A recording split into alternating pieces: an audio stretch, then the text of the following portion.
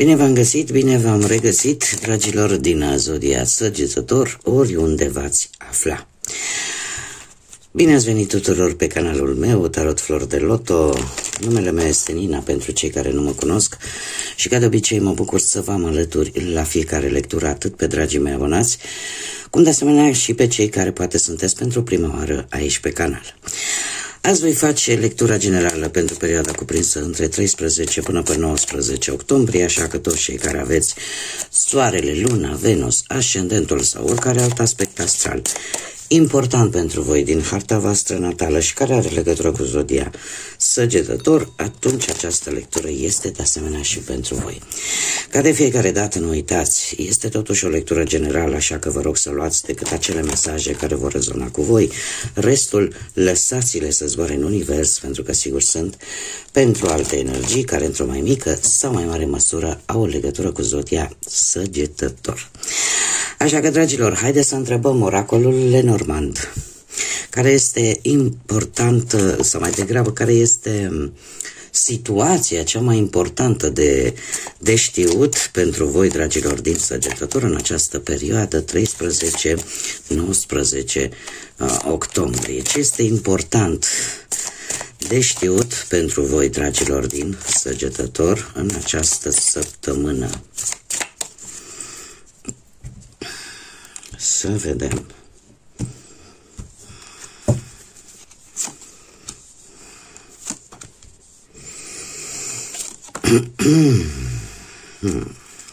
Dragilor, în prima fază, ce este important de știut pentru voi este faptul că simțiți că, nu știu, ori că sunteți singuri. Într-o situație simțiți că sunteți oarecum singuri. Există aici un conflict posibil sau cumva cineva repetă anumite lucruri care vouă nu vă convin. Cineva abuzează poate de încrederea voastră. Cineva creează un conflict prin repetiție. Și atunci lucrul ăsta e posibil să vă cam decepționeze. De asemenea, mai putem avea situația în care să acționați, de exemplu, cu o anumită iscusință, cu o anumită inteligență în ceea ce privește anumite lucruri relaționate, nu știu, cu documente, cu anumite instituții. Și pentru asta e nevoie să faceți și un pic de efort fizic, un efort fizic mai susținut, ca să zic așa. Poate multe drumuri, dar în general vă zbateți pentru ceva legat de o instituție. O instituție. Dar ceea ce mie personal îmi sare în evidență este faptul că există o neîncredere. O neîncredere care vă face un pic să vă cam izolați, și poate chiar să aveți și anumite discuții care, din păcate, să vă usture un pic. Este o neîncredere. Voi simțiți că ceva nu este în regulă, că ceva nu este bine, ceva se repetă și e ceva care pe voi vă doare. E ceva care, cumva, cum am mai spus și la început, se abuzează de încrederea voastră. Se abuzează. Posibil de o anumită energie care v-a cam sedus, dar care, din păcate, nu e ceea ce pare. Și atunci e această senzație că lucrurile parcă se tot repetă, în sensul negativ. Haideți să vedem totuși ce ne spune și tarotul, să vedem ce vine pentru dragii mei din Săgetător în săptămâna 13-19 octombrie, atât pe plan profesional, financiar sau sentimental.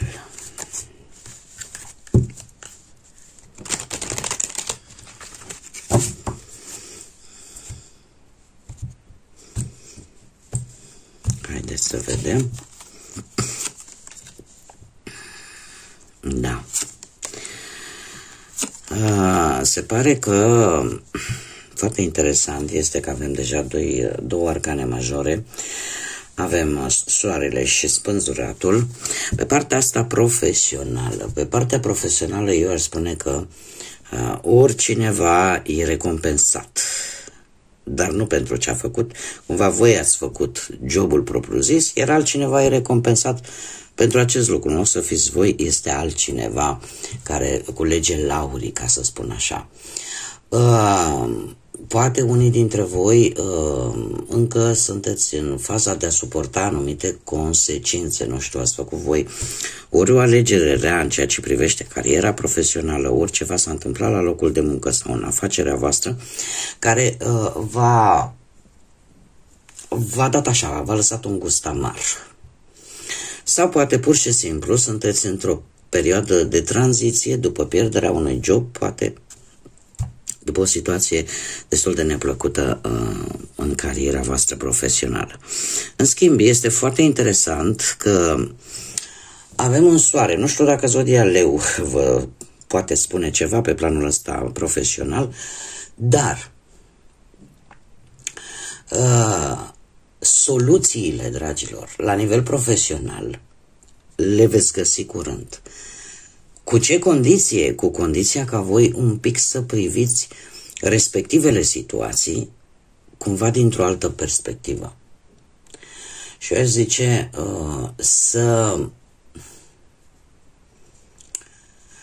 e posibil ca sacrificiul pe care voi îl faceți, poate la locul de muncă, sau poate dacă aveți propria afacere și ați fost nevoiți să faceți un sacrificiu, parcă într-un fel sau altul nu-și găsește acea recompensă.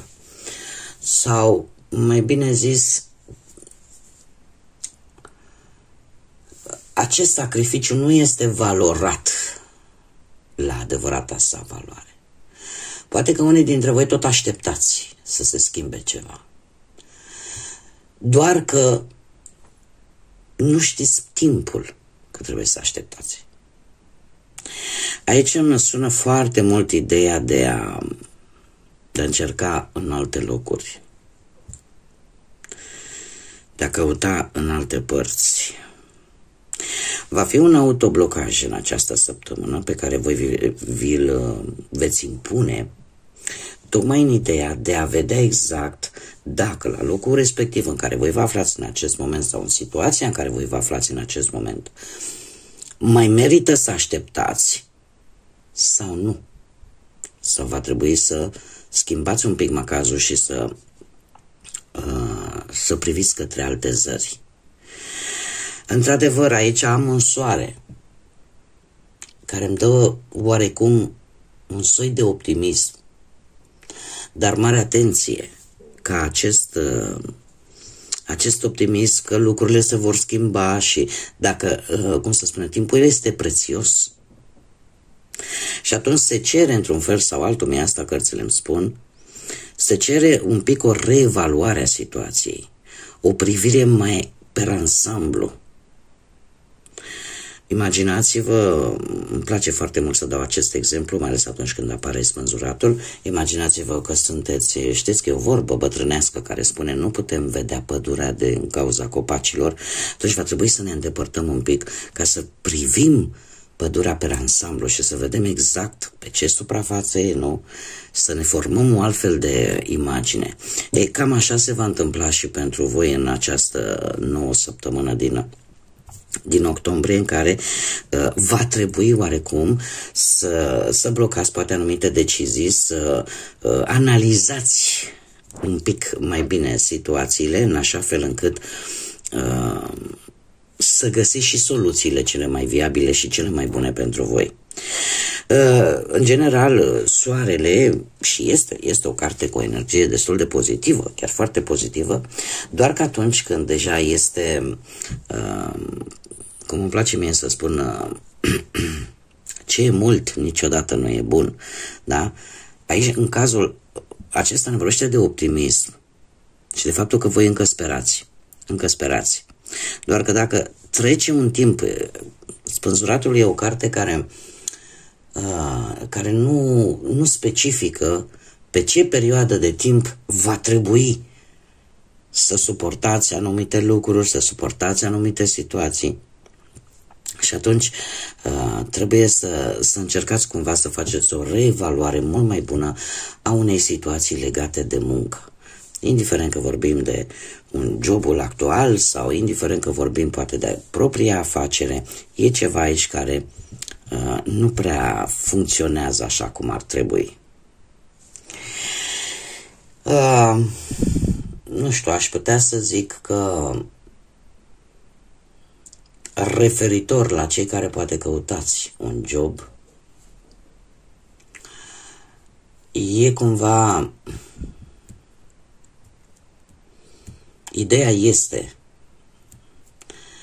Ideea este implementată în gândurile voastre, în mintea voastră, doar că, cum am mai spus, voi trageți nădejde ca aici ceva să se rezolve. Și pentru a găsi această rezolvare, trebuie totuși să reanalizați mult mai bine situația și să vedeți dacă într-adevăr se merită să mai așteptați sau nu. Pe partea financiară avem aici o șansă de a face bani. O șansă de a face bani și trebuie să vă spun că nu vreți să o pierdeți. Nu vreți să o pierdeți. Am doi de bâte care îmi vorbește de ideea de a ieși un pic din zona voastră de confort și e un moment tare prielnic pentru a obține o anumită sumă de bani. Pentru a obține o anumită sumă de bani, de asta vă spun că cumva se creează șansele, se creează acea oportunitate ca voi să ieșiți sau să rezolvați anumite situații legate de bani sau pur și simplu o idee care să îți aducă cumva niște bănuți în plus. E ceva cu care probabil până acum n-ai mai încercat, posibil. Este foarte interesant că de moment nu pot să zic că vă lipsesc banii. Adică aveți confortul vostru normal, din punctul ăsta de vedere, iar șaptele de bâte, totuși, posibilitățile astea se vor arăta de-a lungul întregii săptămâni, da, posibilități de a crește din punct de vedere material, și vă veți gândi pe termen lung. Adică ideea care vă vine din punctul ăsta de vedere al banilor va fi o idee care va implica un pic o perioadă mai lungă de timp. Nu este rău deloc și eu aș mai zice că un bonus ceva. Nu e vorba neapărat de o sumă care să vină în mod repetat. E vorba de o cantitate de bani, dar care să fie un plus. Un plus la bănuții pe care voi deja îi aveți. Și asta în urma unei idei sau a unei șanse de care voi veți profita. Mergem mai departe pe partea asta sentimentală. Ia să vedem. Avem Zodia Vărsător. Pe partea sentimentală, pentru cei care sunteți deja într-o pereche, dragilor, la voi, cu acest 9 de monede, eu aș spune, și mai ales sunt foarte multe monede, relația voastră are parte, ca să zic așa, de foarte multă înțelegere. Da? De foarte multă înțelegere. Există un interes comun în ceea ce privește banii. Există un interes foarte comun. Și cu steaua aici aș spune că este o perioadă destul de bună în relația voastră. Este o perioadă destul de bună.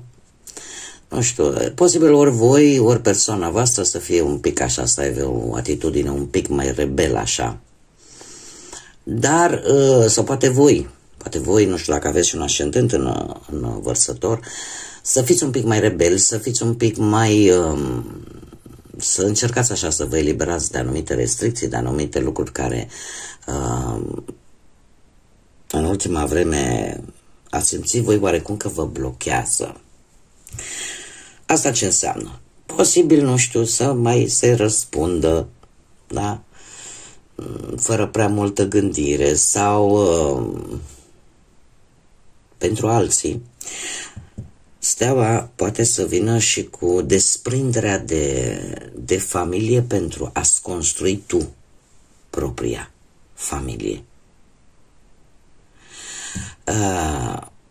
Pentru alții ne poate vorbi de acea idee de a nu mai lăsa ca anumite lucruri nu tocmai potrivite din relația voastră să te mai deranjeze și încerci să le lași în urmă. Încerci să le lași în urmă și în felul ăsta să nu mai apară absolut, sau cel puțin să nu mai apară acele situații care vă creau o stare de disconfort în relația voastră. Aici, cu acest 10 de monede, trebuie să vă spun că, într-adevăr, există un interes comun în ceea ce privește banii, dar 10 de monede mai vorbește și despre familie. Familie care, într-un fel sau altul, aduce un aport material care are legătură cu relația voastră. Sunt foarte multe monede pe plan sentimental. Sunt foarte multe monede și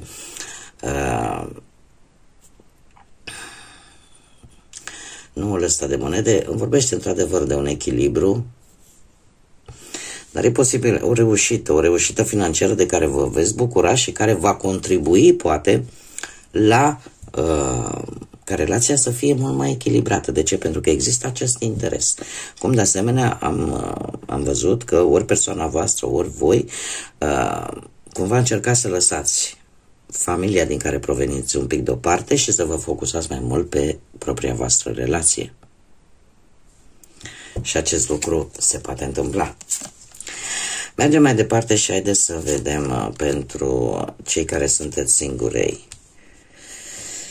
Hei, dragilor, voi sunteți un pic așa necăjiți, sunteți un pic supărate. De ce? Pentru că acest 5 de cupe îmi vorbește de o decepție. Ceva nu a ieșit bine. Ceva nu a ieșit bine pe plan sentimental și lucrul ăsta v-a făcut un pic să vă cam pierdeți elanul, ca să zic așa. Avem totuși un as de bâte. Trebuie să vă zic că asul ăsta de bâte, în mod normal, vorbește foarte mult de o atracție fizică.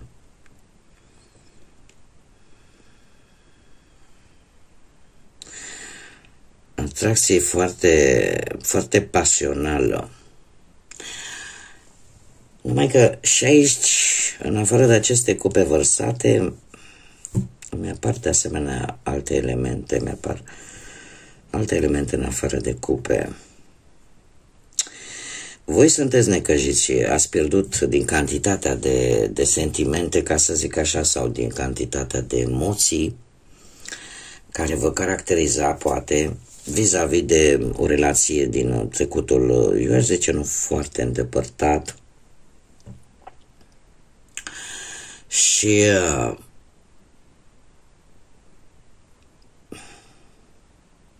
nu știu dacă e o veste bună sau una rea, dar sunt mari șanse că această persoană care pe voi v-a rănit să vrea să se întoarcă la voi. Pentru că există o chimie între voi. Există o atracție fizică între voi la care nu poate renunța.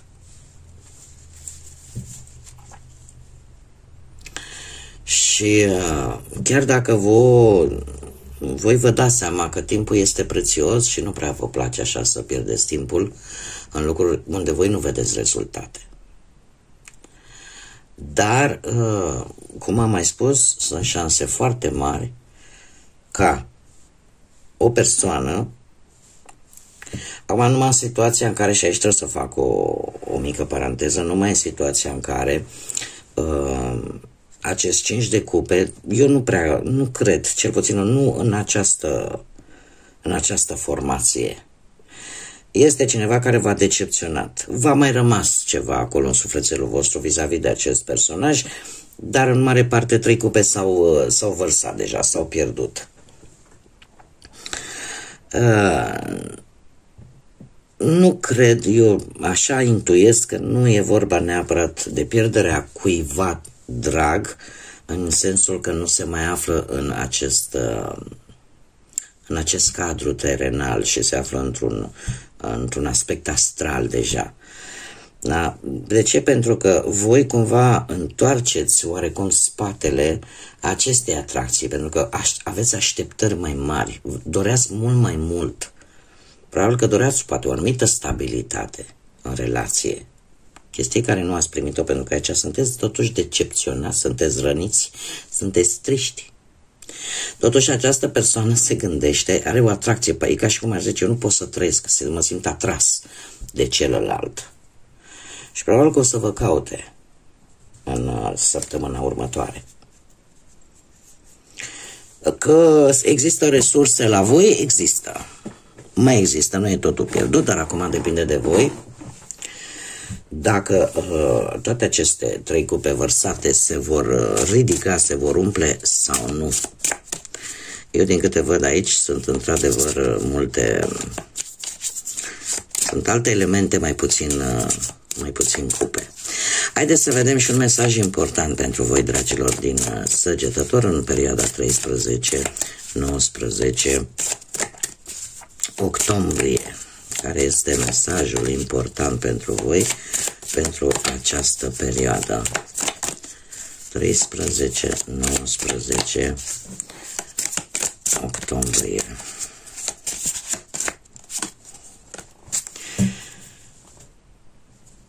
Da. Avem nodul sud, dragilor. Nodul sud care și mesajul care vine alăturat: nu lăsa trecutul să te țină pe loc. Nu lăsa trecutul să te blocheze. Acum, nodul sud reprezintă de ce trebuie să ținem noi cont, ce nu trebuie să mai repetăm. Și aici vine mie așa ca o iluminare și e posibil, dragilor, voi încă, chiar dacă poate ați pierdut pentru cei singuri, chiar dacă ați pierdut pe cineva poate drag și încă există, l-ați pierdut în sensul, cum am mai spus, poate să nu mai existe în acest plan terenal, da?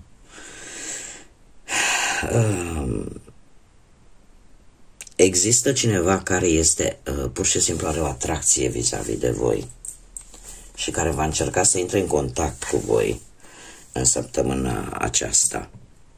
Există cineva care pur și simplu în viața asta pe care o trăim, da?